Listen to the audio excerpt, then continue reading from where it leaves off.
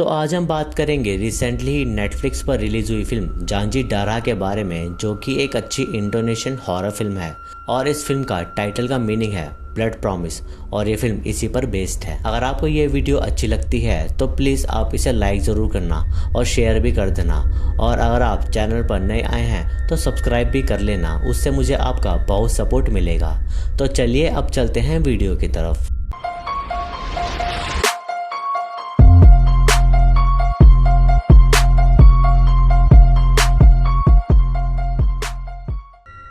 तो फिल्म की शुरुआत में हम दो बच्चों को देखते हैं जिनका नाम रेहान और डिंडा था, और वो दोनों फ्रेंड्स थे और उन दोनों में एक कॉमन इंटरेस्ट था भूतों को देखने का, और इसलिए वो एक अबैंडन्ड फैक्ट्री में जाते हैं जो कि हॉन्टेड थी। रेहान को एक साइकिक एबिलिटी थी जिसके कारण वो भूतों को देख सकता था। डिंडा भी भूत देखना चाहती थी लेकिन उसे दिख नहीं रहा था। लेकिन तभी रेहान को एक लड़की की आत्मा वहां बैठी दिखती है। डिंडा बहुत कोशिश करती है भूत देखने की, लेकिन वो देख नहीं पाती।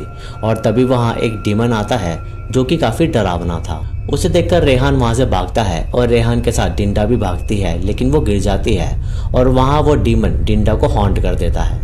तभी सीन कट होता है और हम बड़े रेहान को इसी नाइटमेयर से उठता हुआ देखते हैं, और उसे हर रात ऐसे ही बुरे नाइटमेयर्स आया करते थे। रेहान की शादी शरण नामक लड़की से हो चुकी थी और उन दोनों में बहुत प्यार था, और वो दोनों काफी वेल्दी भी थे। अगले ही दिन शरण रेहान को उसकी प्रेगनेंसी की गुड न्यूज देती है, जिससे वो दोनों बहुत खुश होते हैं। कार चलाते हुए रेहान को उसी कार के आगे कोई स्पिरिट दिखती है, लेकिन वो उसे इग्नोर करता है और उसने शरण को ये बात नहीं बताई हुई थी कि वो भूत को देख सकता है। घर पहुंचकर वो दोनों अपना प्यार जताते हैं और उसी रात रेहान फिर से एक बुरे नाइटमेयर से उठता है, लेकिन वो शरण को कहता है कि उसे बस प्यास लगी है। रेहान पानी पीने जाता है और इधर शरण को किसी की आहट सुनाई देती है और उनके घर का लैंप फ्लक्चुएट होके फ्यूज हो गया था, जिसे रेहान ठीक करता है तो वो बल्ब काफी इंटेंस तरीके से जल जाता है और इससे रेहान नीचे गिर जाता है और उसकी कमर में चोट लग जाती है। लैम्प को देखकर शरण थोड़ा सस्पिशियस हो जाती है। अगली सुबह शरण को ऑफिस छोड़ के रेहान अपने घर आता है तो उसे उसकी एक आंटी की स्पिरिट दिखती है जिसका बहुत बुरा हाल था, और रेहान देखता है कि उनकी मैरिज की फोटो टूटी हुई है। तभी वहाँ कोई नॉक करता है और देखने पर रेहान को कोई नहीं दिखता, और तभी 2 मिनट में एक और नॉक आता है, लेकिन इस बार डोर पर फ्लिपकार्ट वाला खड़ा था कुछ फ्रॉड करने। वो आदमी रेहान को उसका पैकेज पकड़ाता है और वहाँ से छूमंतर हो जाता है। असल में रेहान ने उनके आने वाले बेबी के लिए स्ट्रोलर मंगाया था, जिससे शरण बहुत खुश होती है। रेहान नहाने चला जाता है और वो स्ट्रोलर अपने आप मूव होके शरण के पास आ जाता है। शरण उस स्ट्रोलर को चेक करने लगती है कि कोई स्ट्रोलर के नीचे से उसका पैर पकड़ लेता है, जिससे शरण की फट जाती है। रेहान शरण को संभालता है और अब ऐसे ही 2 इंसिडेंट्स हो चुके थे। ये सब बात शरण अपनी फ्रेंड टियास को बताती है तो वो उसे एक अपने अंकल कासमान के बारे में बताती है जो कि एक साइकिक थे, और वो किसी भी स्पिरिट या एंटिटी से कम्युनिकेट कर सकते थे, क्योंकि टियास का मानना था शायद उसके घर में कोई ऊपरी शक्ति आ गई है। कासमान के बारे में शरण रेहान को बताती है तो वो उसे मना कर देता है क्योंकि वो नहीं मानता कि घर में कोई भूत है। तभी नहाते हुए शरण को कोई ग्रैब करने की कोशिश करता है, जिससे वो काफी डर जाती है और उसे यकीन हो जाता है कि घर में कुछ तो है। इस इंसिडेंट के बाद शरण अंकल कासमान से मिलती है जो कि एक्चुअल में भूतों से बातें कर सकते थे, और वो घर में आकर एक ब्रूम से घर को प्रोटेक्ट करते हैं और एक एक सीख वो घर में लगा जाते हैं, ताकि अगर सच में उस घर में कुछ है तो वो सीख टूट जाएगी। घर प्रोटेक्ट करके अंकल कासमान वहां से निकल जाते हैं और रास्ते में कोई उनकी कार के आगे आ जाता है। कासमान देखने के लिए उतरते हैं तो वहाँ कोई भी नहीं होता। इधर घर में स्ट्रोलर खुद मूव हो रहा था, जिससे वो स्टेयर से नीचे गिर जाता है और शरण रेहान को कहती है कि पक्का इस घर में कुछ तो है।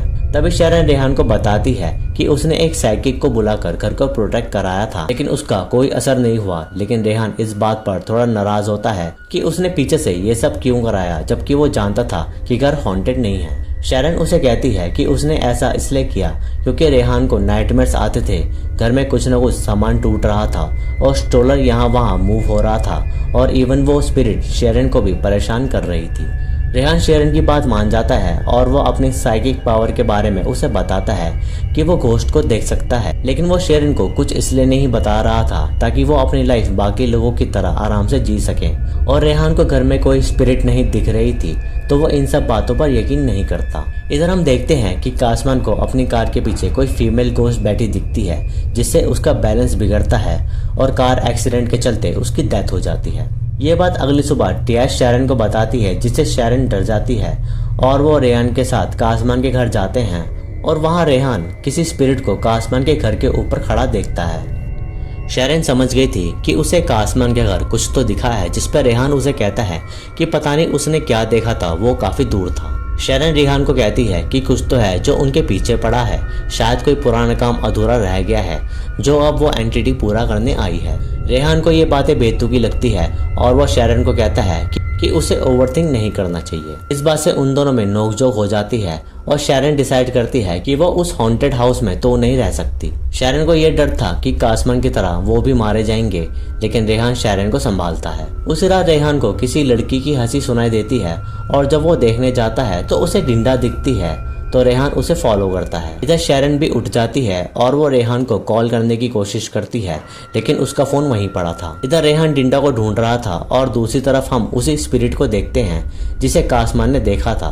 और वो स्पिरिट शैरन को स्टेयर से फेंक देती है, जिससे उसको चोट लग जाती है और रेहान देखता है कि शैरन को नीचे से ब्लड आने लगा है, शायद उसकी प्रेगनेंसी अब खतरे में है। शैरन को हॉस्पिटल में एडमिट कर दिया जाता है, जहां डॉक्टर अभी कंफर्म नहीं थे कि शैरन की प्रेगनेंसी कैसी है। शैरन को जब होश आता है तो वो अपने बेबी के बारे में पूछती है, तो रेहान उसे कहता है कि जो भी होगा सब ठीक होगा। अब रेहान को भी चिंता हो रही थी, इसलिए वो सच पता लगाने अपने होम टाउन जाता है, जहाँ रेहान और डिंडा खेला करते थे। और इधर रेहान डिंडा की मॉम से मिलता है, ये पता करने कि आखिर डिंडा की डेथ कैसे हुई थी। इधर एक हाउसकीपर हॉस्पिटल में अजीब सा बिहेव करने लगी थी और वो थोड़ी देर में शैरन के वार्ड में आती है, जहां वो शैरन और तियास दोनों पर अटैक करने की कोशिश करती है। इवन उसने तियास को भी थोड़ा हार्म कर दिया था। अभी समय रहते वहां सिक्योरिटी आ जाती है और वो उस लेडी को पकड़ती है और हम देखते हैं कि वो किसी ऊपरी शक्ति से पोजेस्ड है। तभी शैरन हॉस्पिटल से जाने की कोशिश करती है लिफ्ट में, लेकिन वो स्पिरिट उस पर अटैक करती है जो उसके पीछे पड़ गई थी। नहीं, वहाँ रेहान आ जाता है और शैरन बच जाती है। ले जाते समय रेहान उसे बताता है कि उसे पता है कि उनके पीछे कौन पड़ा है। रेहान शैरन को डिंडा के बारे में बताता है और वो बताता है कि वो उसकी बेस्ट फ्रेंड थी और उन दोनों में एक कॉमन इंटरेस्ट था, जो कि था भूत देखना। और जिस दिन वो भूत देखने गए उस फैक्ट्री में, तो डिंडा का सामना एक डीमन से हुआ, जिसने उसे मारा नहीं बल्कि अपने कब्जे में कर लिया। डिंडा बाद में भी रेहान को पसंद करती थी, लेकिन रेहान स्कूल में किसी और को पसंद करता था और घर जाते समय वो अपनी फ्रेंड को छोड़ने वाला था जिसे वो पसंद करता था, लेकिन उसकी जगह जबरदस्ती डिंडा रेहान के साथ बैठ जाती है और रेहान की फ्रेंड किसी और लड़के के साथ। ये बात रेहान को पसंद नहीं आती, इसलिए वो डिंडा को बोलता है कि उसे ऐसा नहीं करना चाहिए था। डिंडा रेहान का स्कूटर वहीं रुकवाती है और गुस्से में वो उनके फ्रेंड्स के आगे आ जाती है जो कि पीछे आ रहे थे, जिससे उनका बैलेंस बिगड़ता है और वो दोनों ट्रक के सामने आ जाते हैं और एक्सीडेंट में मारे जाते हैं। इस बात से रेहान बहुत दुखी होता है, लेकिन डिंडा को कोई दुख नहीं था और यहाँ हम डिंडा का इविल माइंड देख पाते हैं। फिर स्टोरी वहीं पर जाती है जहां रेहान डिंडा की मॉम से मिलता है और पूछता है कि डिंडा की डेथ कैसे हुई। आंटी रेहान को बताती है कि एक दिन डिंडा अपने कॉलेज ड्रॉप करके घर आ जाती है, क्योंकि उसे वहां नहीं रहना था, उसे रेहान के पास ही रहना था। और इस बात से डिंडा की मॉम उससे काफी नाराज हो जाती है, क्योंकि डिंडा और रेहान की शादी नहीं हो सकती थी। इसी नोकझोंक से डिंडा अपने रूम में चली जाती है और कुछ फोटोज को देखने लगती है, लेकिन डिंडा को ऑलरेडी काफी गुस्सा आया हुआ था। तभी डिंडा की मॉम उसे रूम में ही लॉक कर देती है, जिससे डिंडा को और गुस्सा आ जाता है और अपने गुस्से पर वो काबू नहीं कर पाती और उसमें कुछ ईविल शक्तियां एक्टिवेट हो जाती हैं, जो कि शायद उसे उसी डीमन से मिली थी। ताकत से डिंडा रूम का दरवाजा तोड़ देती है और अपनी मॉम को हार्म कर देती है।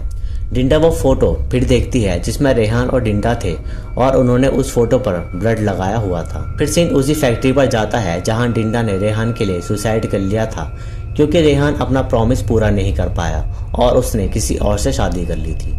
एक्चुअली रेहान और डिंडा एक दूसरे को पसंद करते थे, इसलिए उन्होंने एक दूसरे को ब्लड प्रॉमिस किया था कि वो जिंदगी में साथ रहेंगे। लेकिन समय के साथ चीजें बदली रेहान के लिए और डिंडा उस प्रॉमिस को भूली नहीं, इसलिए वो अब रेहान को परेशान करने एक स्पिरिट के रूप में वापस आई है। रेहान को अपना प्रॉमिस पूरा करना था और तभी डिंडा मुक्त होगी, इसलिए वो शैरन को लेके अपने होम टाउन चला जाता है और अगली सुबह वो उसी फैक्ट्री में जाता है जहां डिंडा मरी थी। रेहान को लगता है कि वो अपने वर्ल्ड में है, लेकिन डिंडा उसे अपने वर्ल्ड में ले गई थी जहां कोई रेहान को देख सुन नहीं पाता था और डिंडा रेहान से फाइनली मिलती है। रेहान उसे कहता है कि उसने अपना प्रॉमिस पूरा किया है और अब वो उससे मिलने भी आया है और अब उसे वहां से चले जाना चाहिए, लेकिन डिंडा उसकी बात को नहीं मान रही थी, क्योंकि उसने रेहान के लिए अपनी लाइफ को सेक्रीफाइस किया है और वो चाहती है कि रेहान उसके साथ ही रहे उसकी दुनिया में। इधर शैरन और डिंडा की मॉम फैक्ट्री पहुंच जाते हैं जहां उसे रेहान की बॉडी मिलती है और डिंडा रेहान को भी यही दिखाती है कि उसकी बॉडी वहीं पड़ी है और उसकी आत्मा डिंडा के साथ है। यह देखकर रेहान डर जाता है और समय रहते उसकी बॉडी को हॉस्पिटल पहुंचा दिया जाता है। रेहान डिंडा पर अब गुस्सा होता है और उसका कहना यह था कि वो जो भी कर रही है ठीक नहीं कर रही है, लेकिन अब उसकी भी लाइफ है शैरन के साथ और वो अब माँ भी बनने वाली है। रेहान की बस आखिरी सांसें चल रही थी, लेकिन डिंडा रेहान की कोई बात नहीं मान रही थी। लेकिन रेहान का कहना था अगर वो उससे सच में प्यार करती है तो वो उसे जाने दे और वो उसकी और शैरन की रिस्पेक्ट करे। डिंडा फाइनली मान तो जाती है, लेकिन वो डेविल कहाँ मानने वाला था, इसलिए वो डिंडा और रेहान दोनों पर अटैक करने लगता है और इधर रेहान की हार्ट भी रुक जाती है। तभी रेहान की आत्मा के पास वही डेविल आता है और उसे हार्म करता है और दूसरी तरफ डॉक्टर रेहान की बॉडी को CPR देने की कोशिश करते हैं। यहाँ डॉक्टर रेहान को बचाने की कोशिश कर रहे थे और इधर वो डेविल रेहान की आत्मा की पावर खींच रहा था। तभी हमें वही दिन दिखाया जाता है जब रेहान और डिंडा पर उसी डेविल ने अटैक किया था और तब रेहान ने अपनी साइकिक पावर से उस डेविल से डिंडा को छुड़ाया था और अब वही रेहान उसी पावर का इस्तेमाल करता है क्योंकि वो अच्छे दिल का इंसान था और उस पे एंजल पावर थी। यहाँ वो डेविल खत्म हो जाता है और डिंडा की आत्मा भी बच जाती है, जिससे वो समझ जाती है कि रेहान उससे अब भी बहुत प्यार करता है और एक तरह से उसने अपना प्रॉमिस निभाया। और इधर रियल लाइफ में रेहान की बॉडी मूव होने लगती है और उसकी बॉडी में फिर से जान आ जाती है और ये देखकर सब खुश होते हैं और बस यहाँ ये फिल्म खत्म हो जाती है। आई होप कि आपको ये वीडियो अच्छी लगी होगी। वीडियो अच्छी लगी तो इसे लाइक करें, शेयर करें और कमेंट्स में अपना सुझाव दें। सब्सक्राइब करके बेल आइकन को ऑन कर दें फर्दर वीडियोस की नोटिफिकेशन के लिए। इंस्टाग्राम पर मुझे फॉलो करें, लिंक आपको डिस्क्रिप्शन में मिल जाएगा। बाकी मैं मिलूंगा आपसे अगली वीडियो में, तब तक के लिए जय हिंद।